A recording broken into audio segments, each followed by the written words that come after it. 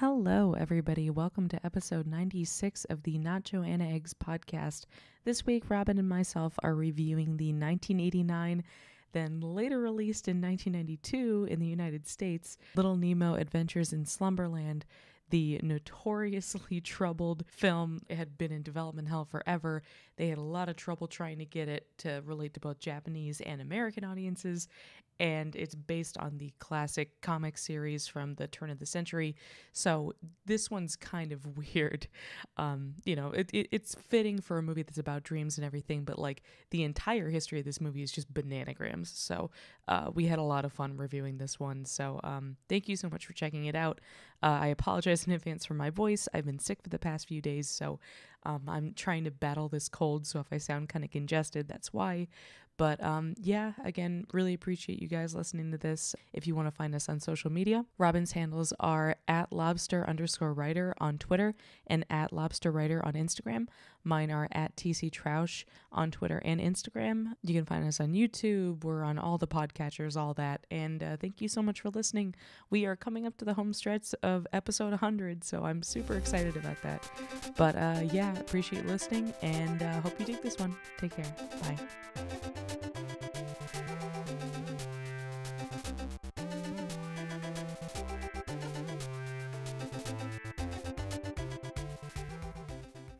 Hello, welcome to another episode of Not Joanna Eggs. I'm Robin. And I'm Tracy. And this week we are talking about Little Nemo Adventures in Slumberland. Yes, so jazzed to talk about this. Originally came out in Japan in 1989 and was not released in the United States until 1992. And there is a very legit reason as to why that is, because this movie kind of sucks, but it's also beautiful in how much it sucks.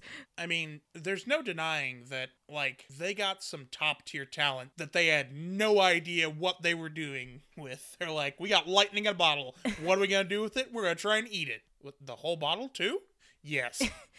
That made me so depressed hearing that about this movie, because so apparently it was in development as of 1982 by a producer that was working with the animation company TMS, and there's a chance, or probably a very strong chance, listener, that you are familiar with their work, because they have been behind the animation for Animaniacs, Tiny Toons, the animated adventures of Batman, and also Spider-Man, and like a bunch of other shit. And because they are known for doing like very high quality work.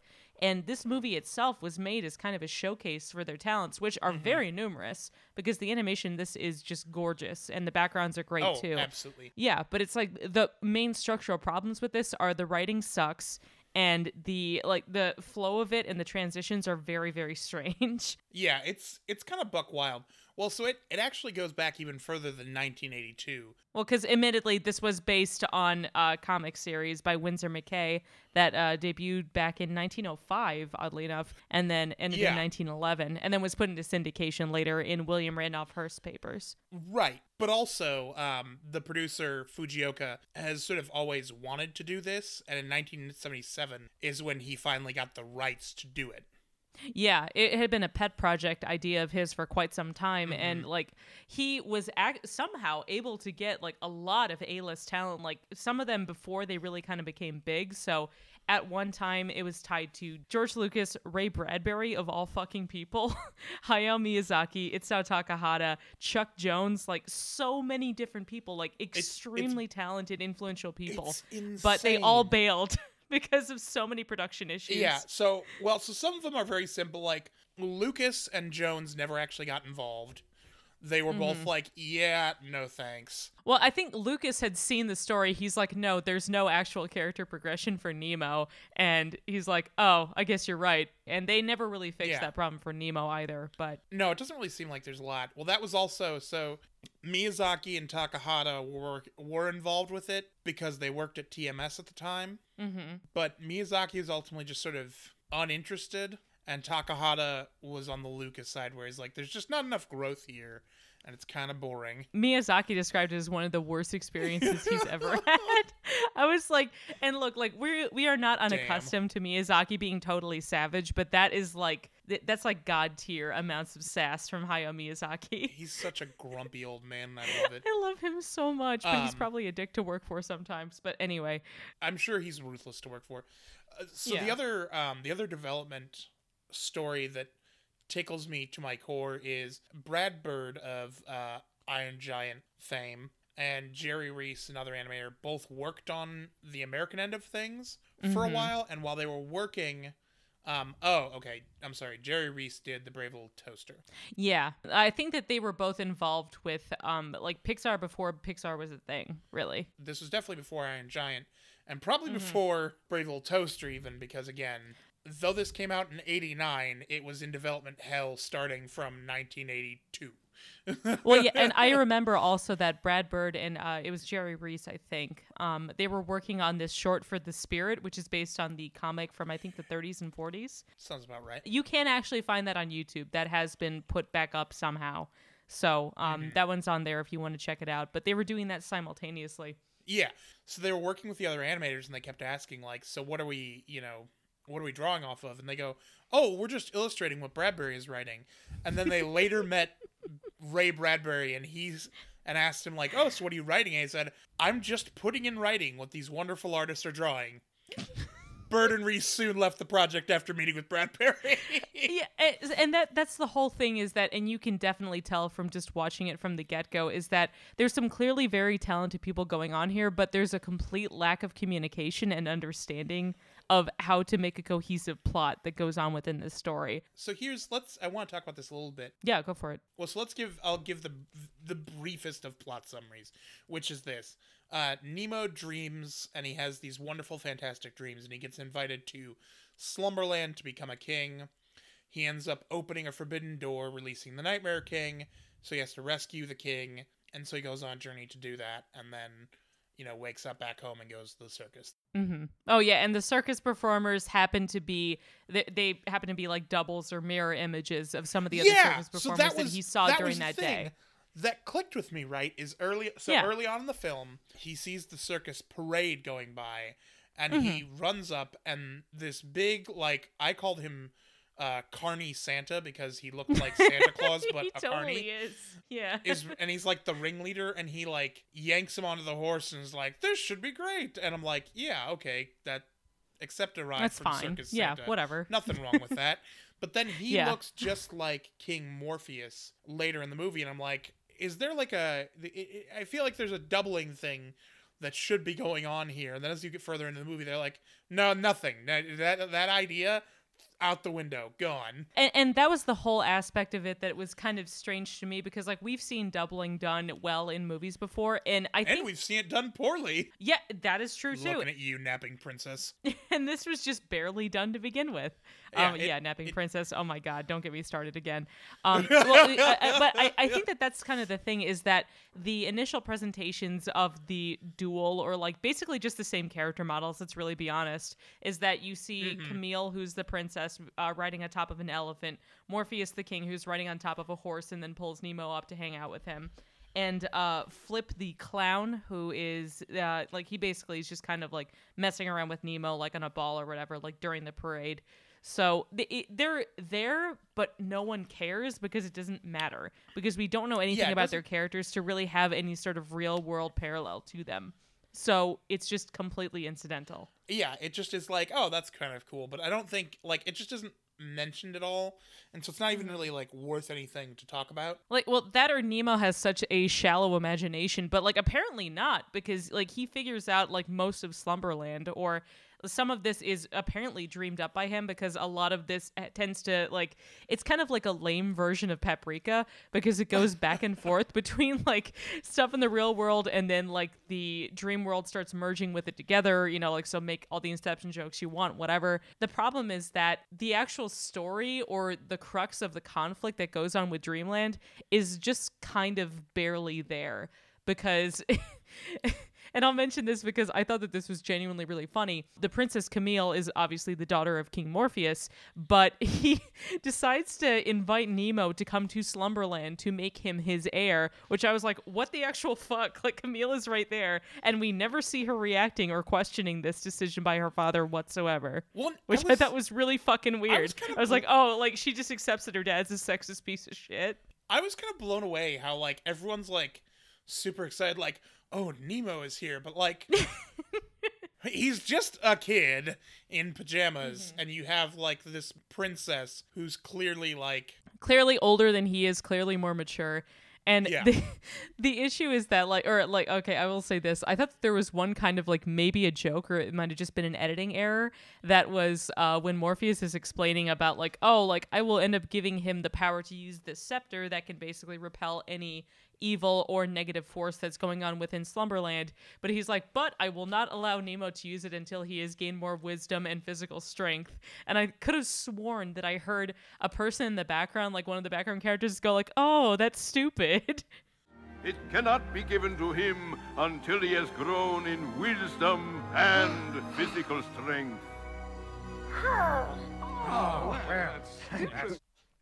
Yeah, it was something like that. Like, I don't know, because I was like, yeah, that is kind of stupid. Like, why wouldn't he just give it to Camille? She clearly has more self-control, and it, like, also, I don't. She like, just seems like a much smarter character, because Nemo does not question anything that anyone tells him, even the king. Like, why do you want me to be the king, or why do you want me to be your heir? This never comes up. It's buck wild that he's like, I give him the power to use the scepter, and he's being coronated. But, like, he's not in charge now. He can't do these things yet. Yeah. So why are we having a coronation? Like, it seems like a weird I don't thing know. to do. Yeah, and that was the whole thing behind it that I was very confused by, because obviously it's kind of a wish fulfillment thing for a kid, you know, because, granted, we don't even know how old Nemo is. I'd probably estimate he's between, like, 8 and 9 or 10 or something. Yeah, I was gonna say like 10 probably. Yeah, but like he's just so inherently trusting and does not question any intentions from any of the people that are with him. Even Flip, who he knows is a wanted criminal that has what appears to be a $10 billion bounty on him. Like, why in the fuck would you go with him knowing his history? But okay, Nemo does not give a shit. I have to point this out because it tickled me so much. So Professor Genius, its own thing, but he's like, no, stay away from him. And I was like, yep, it's a cartoon hobo voiced by Mickey Rooney. Can't trust that fucking guy. No, absolutely. I mean, like, biggest star in the world, Mickey Rooney, the big star. Here's the thing. Like, yeah, that actually was his nickname, allegedly. I don't know. Yeah, well before we were born. Yeah, I mean, like, to give you just an idea of how old Mickey Rooney was at the time of making this, he was initially the teenage love interest of Judy Garland in the 1930s, if that tells you anything. Oh, yeah. And this movie came out in 1989. So he's, like, what, pushing 70-something, 80, whatever at this point. So, like, yeah, let's trust the wanted criminal hobo clown. Why not? Fuck it. Ah, God, it's just this movie is like, okay, so here's the thing. I want to stress the fact that I think that the backgrounds and the animation in this are absolutely gorgeous. In terms of being a showcase for animation, it's fantastic.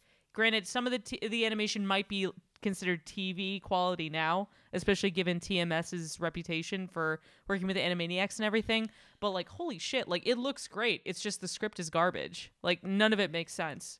I definitely think, like, that unfortunately circular, like, we're drawing what Bradbury's writing. Bradbury, I'm writing what they're drawing. And it's like, wait, this isn't how it works. Is there no one at the helm? Are we all just gays in a car that can't drive?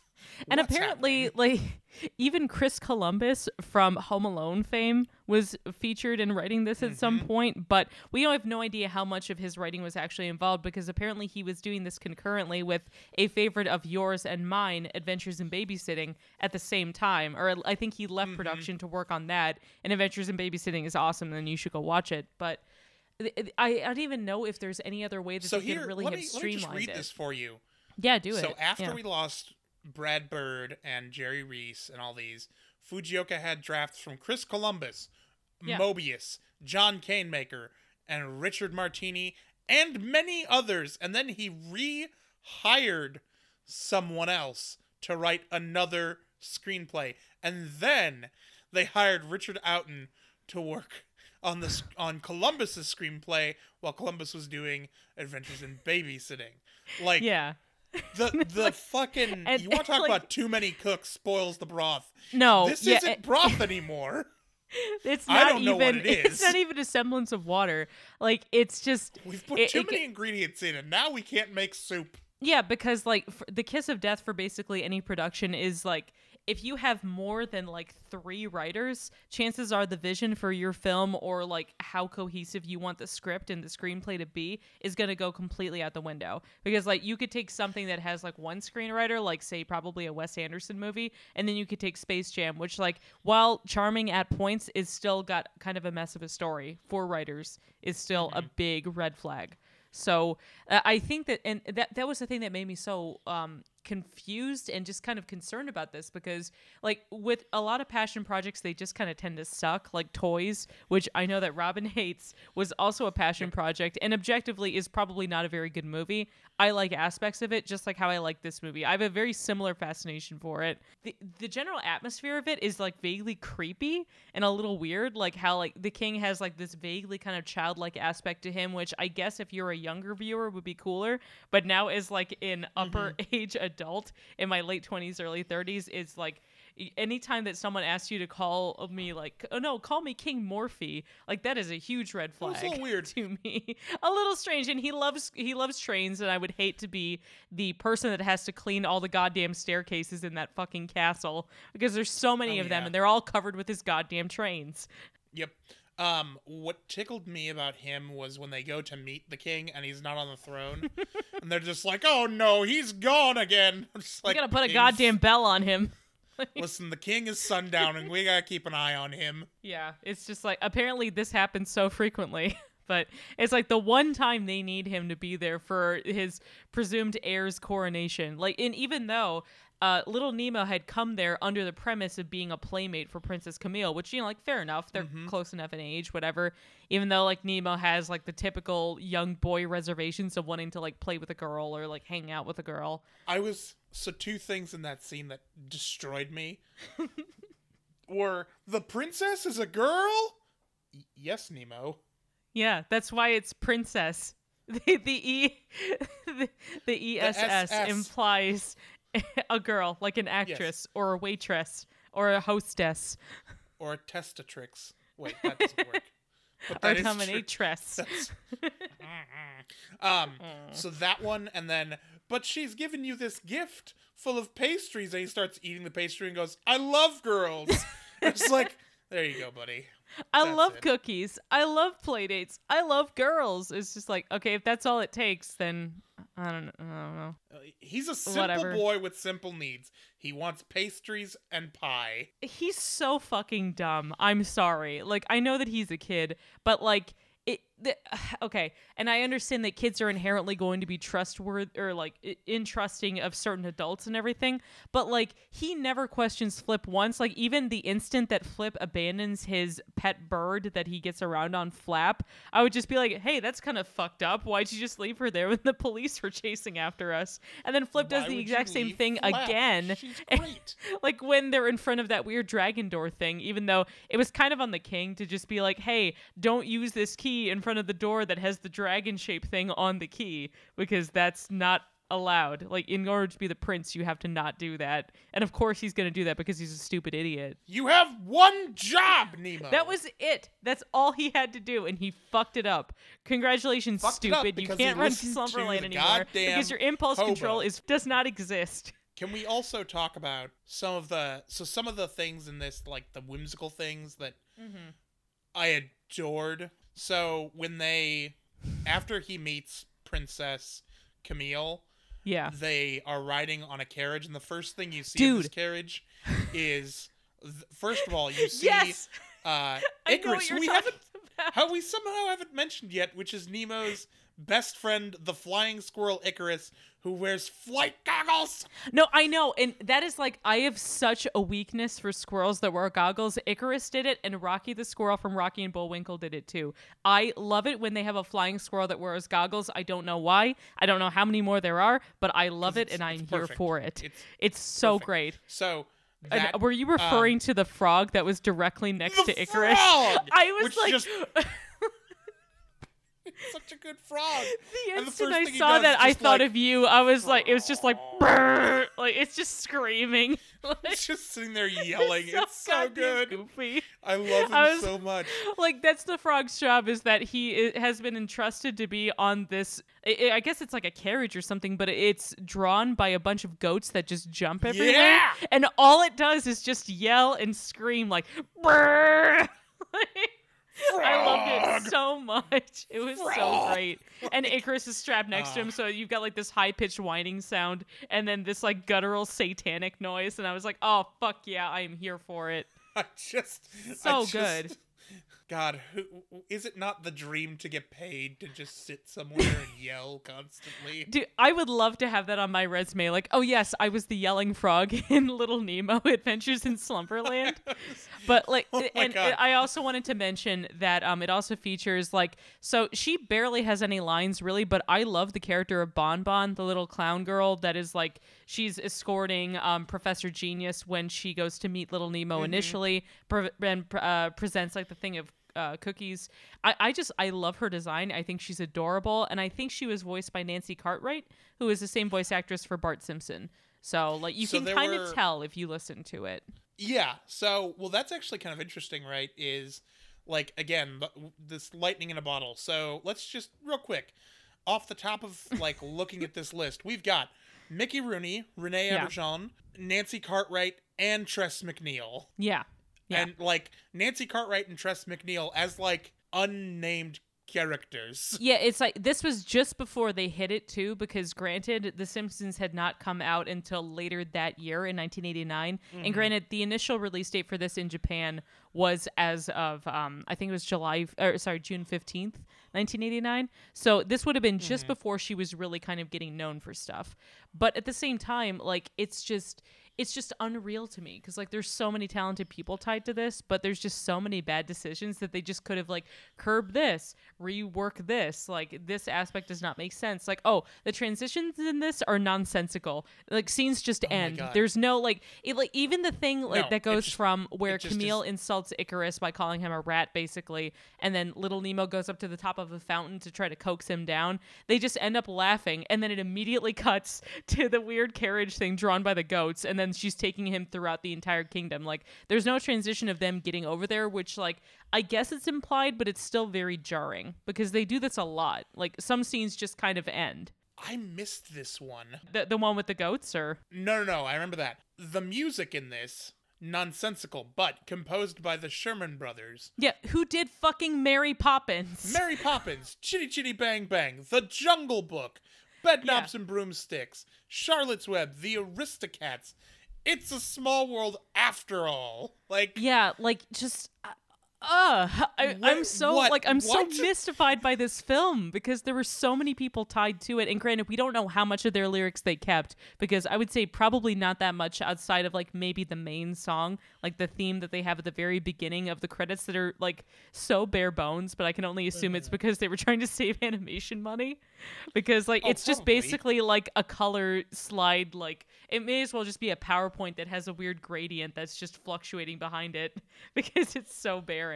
Oh yeah, no, that was the songs in general, they range from being like kind of weird, like the whole etiquette thing was so uncomfortable to me. The Prince one? Yeah, so there's a certain song that takes place just after Camille is showing Little Nemo basically the majority of Slumberland, and he has to take a bunch of etiquette courses as per the request of Professor Genius in order to become the heir to Slumberland. But they range from like him learning how to like eat properly, and an extremely uncomfortable scene involving a dance teacher that's basically trying to smother him in her huge cans, which like 80s boobs. No, it's like 80s boobs are just so out there. It's like, I don't know if it was because of a bunch of sexually repressed animators, which is what tends to be the case, hence Jessica Rabbit, but like it was just like, it was so uncomfortable. She's not bad, Tracy. She's just drawn that way. It doesn't matter. It depends on who the audience is meant for. Like, I'm not shaming her for how she looks. The problem is how she is made to interact with the environment. And her dance scene involves her smothering little Nemo in her giant fucking tats. And that makes me uncomfortable. Because I would not let a kid watch that. Like, there's a lot of scenes in this I would not let my kids see. There's one coming up later. I'd like to approach that when we come to it because it takes place in Nightmareland. But I will talk about it because I yelled during that scene. I would love to hear your thoughts on Nightmareland. So my favorite part is simply Goat Demon Nightmare King yelling about pajamas. That's just delightful.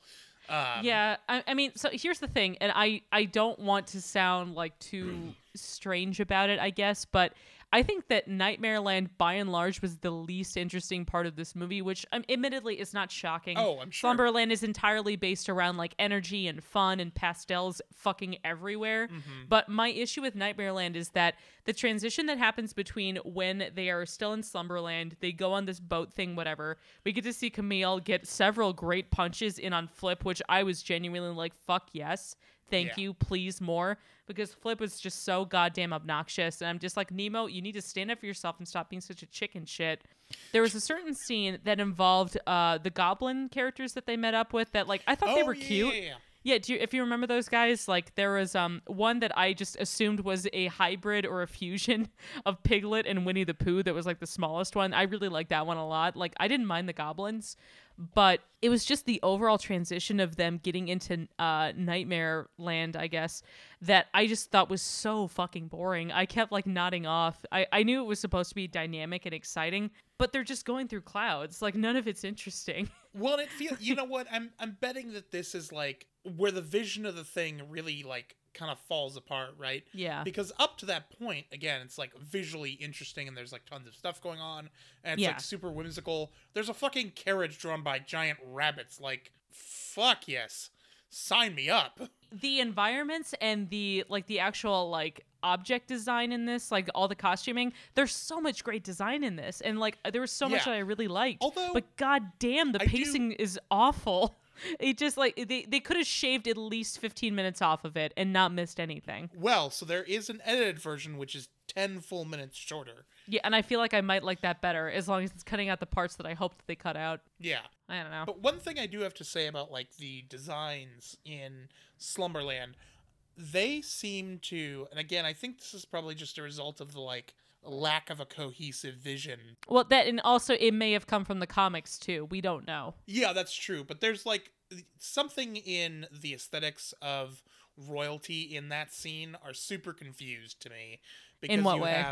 In the coronation scene, sorry. Oh, yeah. Because you have King Morpheus in this weird, like, Greco-Roman outfit. Yeah, he's wearing, like, a fucking Grecian toga with, like, actual Grecian sandals. I'm like, what? And Camille's wearing a totally different dress, like a formal dress like with, Dionysus. like, a headband. Like, yeah, but then, like, Nemo and Camille are in, like, these, like, German/French royalty outfits, and, like, just what are we doing here? Aesthetically, there's just some dissonance. I mean, and, like, admittedly, I could see it as though it was just being like, oh, they're taking certain aspects of designs and everything, because admittedly, one of the biggest issues that was delaying the film being made was that they were trying to have it branch between both a Japanese audience and an American audience, where they wanted things that would be recognizable to both of them, because, like, if you change Camille's hair color to black as opposed to ginger, which is what they have it in this, she would be unmistakable as, like, just like a standard, like, magical girl, basically. Which is like, which is fine, you know, like, especially like when you see the environment that she lives in, like the penthouse that she hangs out in, like, oh my God, it is just like, it's just like complete, like, just shonen, like, love. Everything is just like gold and flowers and fountains and shit everywhere. Like, I honestly loved it. I loved her penthouse design. Yeah. But yeah, like, a lot of it is very confused. I can only assume it was like, if this was little Nemo's actual dream vision of what Slumberland would be like, it would just be, like, based around what he would think royalty would be wearing, you know? Like an approximation of those things. Oh, no, it's chaos, right? It just is. Yeah, I'd like to get into talking about the aspect of Nightmareland that really offended me so much was that, like, I get that they're just trying to make, like, this very blanket evil character because, like, number one, he's totally in shadows, so he's mysterious and shit. He's got red eyes. Like, he talks with a very, like, deep, authoritarian, evil sounding voice, and he lives in this like just like basically like a bunch of different caverns and abandoned wastelands. Like, one of his minions has like an actual fucking Sea Kyle, which I thought was very inappropriate, but they did it. Like, when he was just like, "Hail, Nightmare King," he did the actual like the motion from the chest up to the middle of the air that looked like an actual Sea Kyle, which I thought was very inappropriate. But you know, just I mean, I was like, okay, this is unambiguous now. I get it. Like, I guess we're not gonna have any kind of gray area with these dudes. But no, the thing that pissed me off, and I think you specifically will know why, was because the Nightmare King has an evil manta ray that follows people around and is basically his spy and like watches them, like when little Nemo and the goblins are hanging out. And there's one scene where little Nemo learns how to use the magic scepter that they pre-established that the King of Slumberland is able to utilize to like vanquish evil or like just negativity. Yeah, to get rid of the Nightmare King. Yeah, exactly. And like they fucking disembowel this manta ray to the point that it hits a rock and then just like blows up on impact. And I was like, when I was watching this, I was like, what the fuck? And Kent was on a call at that time and he looked at me. I was like, I'm sorry, like this is messed up. And I showed him the clip and he had the exact same response. I was so upset because I love manta rays. And I'm like, okay, look, it might have been a spy, but I don't think that that was necessary. That felt like overkill. I'm like, this is awful. I was so upset. I was really upset because like if that manta ray was in Slumberland, he wouldn't be doing that shit. There you go. Well, yes, but he wasn't. He's just like he's profiling that manta ray. Like, he doesn't know what that manta ray had going on in its life, like what its family life was like, or if it had, you know, kids or a wife or something. You don't think about that, little Nemo, do you? Nemo doesn't think about anything. He's an ignorant child. He is. And I'm glad he's dead. Anyway, sorry, go ahead. That was my manifesto about the manta ray. Go ahead, Robin. No, I'm good. I'm just looking. Did you have a similar response? Because I was very upset. No, I was not nearly as upset as you were. Okay, yeah, because it's fine. I understand. I just like their little faces. At one point, the reason is because I had been to several aquariums, most notably the Newport Aquarium outside of Cincinnati, where I got to pet the manta rays for a solid hour while Kent was watching me like some kind of like just beleaguered parent, just waiting for me to get tired of it. I was there for an hour. I have no regrets. I had a great time. 2 in the stink. Anyway. What the fuck? No, they were just like, you? No, they're like, you have to use your index and your middle finger to be able to touch them. So like you can pet them and it doesn't like overstimulate them or anything. Okay. And they just kept coming up to the side of the tank and they were like, and I was like, yes, you're so gross. I love you. So I pet them. I had a great time. But no, that was why I got upset. Yeah. But yeah, I mean, like in general, I think that the biggest problem with this movie is absolutely the pacing in the story. Yeah, it's very obvious that there's no sort of like guiding vision for this thing. It just kind of is going along and like, what's gonna happen next? We don't know. Why do you sound like Danny's dad? I don't know. Bye. Bye. So number one, it should be noted that this movie absolutely bombed when it came out. So it had a budget of $35 million U.S. domestically, and which I think was 3 billion yen in the local currency from where the movie originated. It got maybe like, I want to say like 12, maybe like 11 or 12 million back. Box office, 11.4 mil. Fucking sucks. But in a dramatic bit of irony, because TMS, which is the animation studio that produced this, they were able to get contracts from Steven motherfucking Spielberg, ya boy, for doing Animaniacs and Tiny Toons. And I think they also had a contract with Batman the Animated Series to help recoup the costs of what was going from how much they lost with Little Nemo, which is amazing because those are 3 of the most formative shows from the 90s that we have ever had. Easy. like that's like, it's just so crazy because like that kind of influence ended up kind of to help listener to give you like a rough estimation of how much impact this had, like how Rough Draft handles a lot of shows now, like say Gravity Falls and Adventure Time and Steven Universe and Futurama and all that. Like they were doing the same stuff with those like top shows in the 90s, and that is so crazy to me. Well, and they're still doing very well. For example, oh yeah. Damn it, where was I looking? In starting this year, they'll be animating some amount of Pokemon even. Seriously? Yup. Damn. I did not know that, but that actually sounds really awesome. Yeah. Good for them. I'm glad. The 23rd I'm glad they're getting it. season of Pokemon. Yeah, holy shit. I mean, no, yeah, that checks out. That makes sense with our ages and everything. I wasn't ready to think of that. No, yeah, it's fine. But like I would say overall, I can understand why this is a cult film, because I would absolutely watch this super fucking baked and have a great time. Oh yeah, I want to do that. Because luckily how the timing works out is that if you take it just when the movie starts, you should start feeling the effects in about maybe 30-ish minutes, 40 minutes, which is where everything starts to pick up in Slumberland. So, you know, have fun with that. Just try to ignore Mickey Rooney's character because he's kind of the goddamn worst. I can understand how he's kind of a trickster character, but Little Nemo is just too goddamn stupid to understand what he's trying to do, and that's what pissed me off about him. If you want an interesting sort of like version of this, like another example of this is the Coraline book. Yeah. Is very similar in that she like is very uncritical of the whole thing versus like the movie Coraline, who's obviously much more interesting and like has a lot of growth and character development. But it just makes me think of that. Yeah. I would say also, if you're contrasting it with, say, something like The Wizard of Oz, which has a lot of parallels to this, oddly enough, with like both showing like the dueling characters where like they briefly introduce, you know, like say the characters that end up becoming the Cowardly Lion, the Tin Man, the Scarecrow, the Wicked Witch of the West, all that, they're all in here.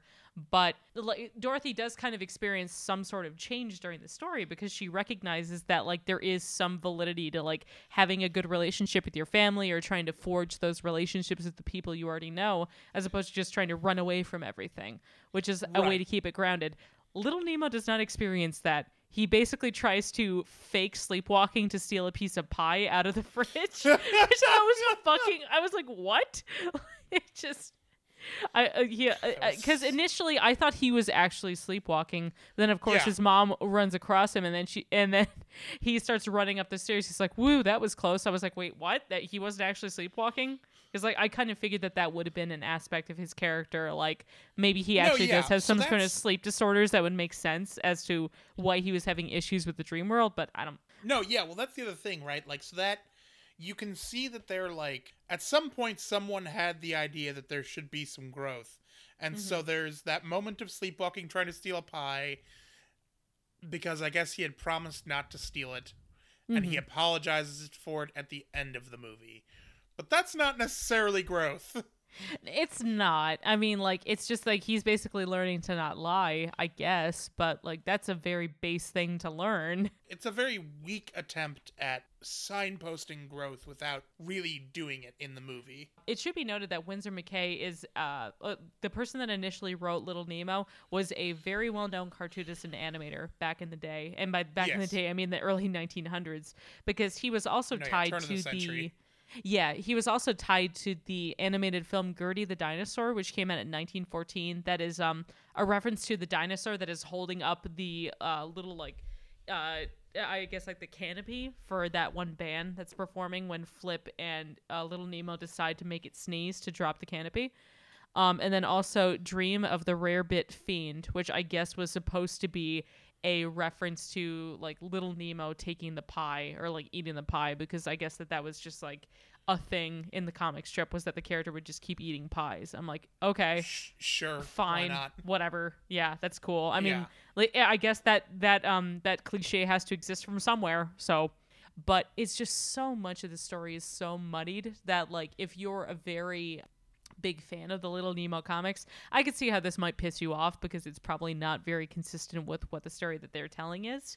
The animation itself in general is awesome. So like if nothing else, look at it for that reason. Yeah, if you can just like watch it and enjoy it as like a weird sort of piece, then it's fine. If you want story, you have to unfortunately go elsewhere. Exactly. I mean, because like this movie weirded me out, and I like a lot of weird shit. Like it, like not being able to make sense of certain things. Because like you could contrast this with something like Paprika, where like the story is in kind of a weird back and forth sort of thing because it's supposed to be playing with your own sense of what the reality of the film is and roughly where that main character is between the dream world and real life. But within this, it's just because they didn't know what the fuck they were writing. Yeah, no, like it's the lack of cohesion here that makes it weird. Yeah, but that's kind of why I like it at the same time, because the stuff that works really, really works. Because like this has some of the best background design I've ever seen in like an animated film. Like honestly, on par with like Disney shit, and that is saying something. Especially for like the hand painted kind of stuff, like not quite as iconic as Sleeping Beauty's backgrounds, but very close, because like the amount of detail and care that they put into them is obviously there. And that just makes me sad, because I would say definitely watch it, because this is available for free on YouTube by the publisher somehow. Yeah, nobody's copyright claiming this. No, I think they put it up themselves, and like now that it's post that whole COPPA Act, which is like the Children Protection Act that was passed on YouTube, that would like after a certain point, like you can't have comments, you can't monetize it, all that. Comments have been disabled for it, so you can still find it, no problem. But like I had been reading the comments before about people talking about their favorite parts of it, and now I can't see that, which kind of makes me sad. But you know, happens. Well, is what it is. I'm still happy to be able to see it for free. It's also on Amazon Prime for free right now too. Well, with subscription, but with subscription.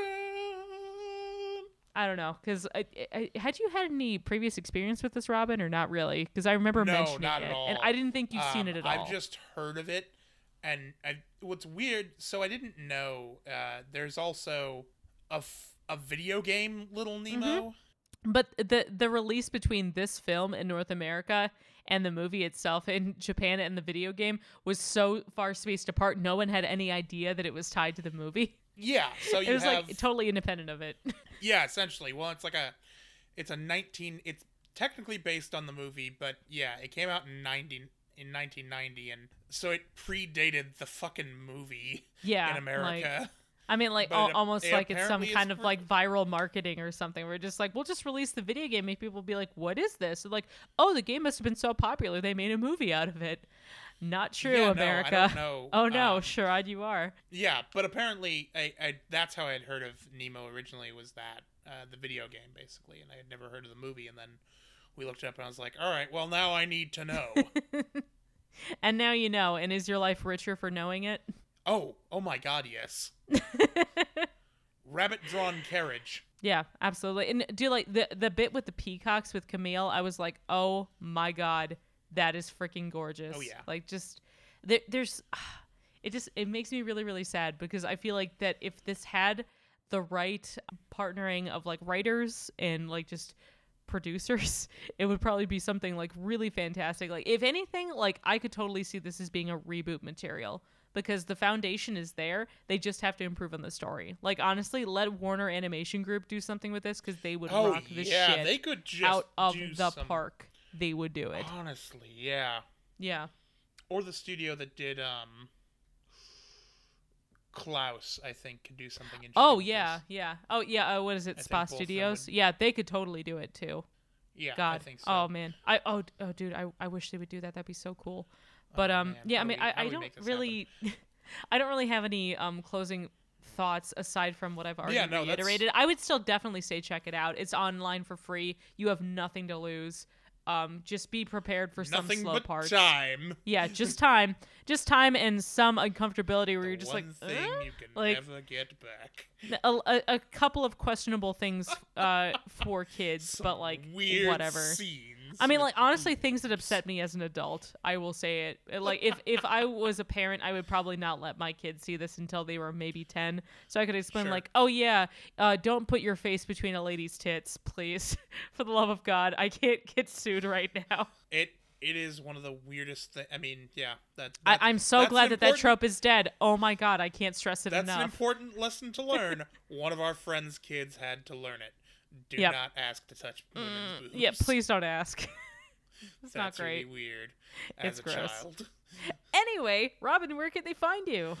As always, you can find me on Twitter at lobster_writer, Instagram at lobsterwriter. Tracy, where do they find you? Thank you, Robin. They can find me on Instagram and Twitter via @TCTroush. We have a show website. I don't update it. Don't really worry about it. But if you are on Tumblr somehow, it's notjoannaeggs.tumblr.com. We are also on YouTube. Just look for Not Joanna Eggs Podcast, and you should be able to find us there. Little head logos. Every time that an episode is uploaded, it should go in there automatically. So if that's an easier format for you to find us, go for it.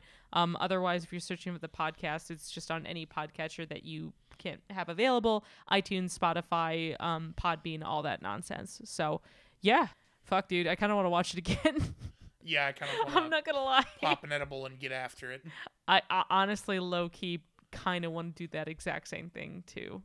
But yeah, thank you guys again so much for listening. Yeah, we will talk at you next time.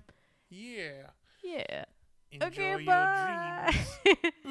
Sweet dreams, podcast listeners. Bye.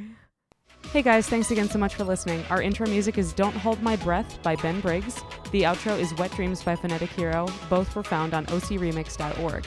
If you like the show, please subscribe, rate, and review us, or tell a friend to check us out. We're on iTunes, Stitcher, and anywhere else you get your podcast. Find the show website via notjoannaeggs.tumblr.com. Follow us on Twitter via @lobster_writer and @TCTroush. Not Joanna Eggs, because animation is for everybody. I'm not shocked, but I'm sad.